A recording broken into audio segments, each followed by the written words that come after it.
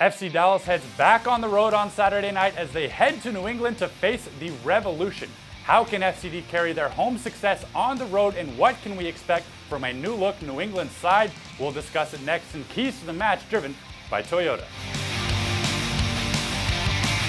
Dallas picked up their first clean sheet since the opening month of the season on Saturday, and after a couple of tough defensive performances, Chris Seitz in the back line really stepped up big. Yeah, and they needed to get it right after that 3-game losing streak, and they certainly did at home, turning it around. They had that one defensive hiccup early in the match against Portland, but after that they went nearly 2 games without allowing a goal. And against Seattle, they allowed just 3 shots on goal, with none of them too terribly threatening to Chris Seitz, and it's something they'll certainly want to build on as they begin another 2-game road trip. And Dallas bounced back from that last road trip with 2 big wins at home.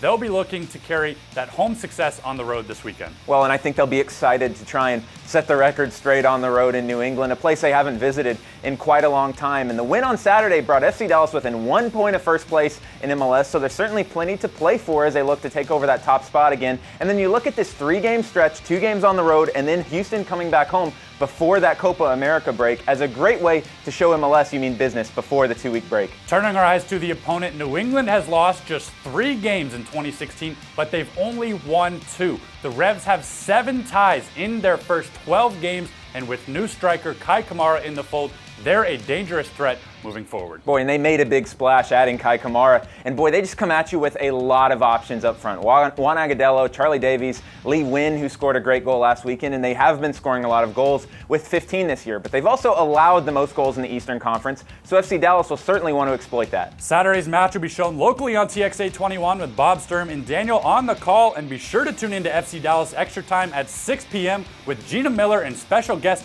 Ryan Hollingshead leading up to kick.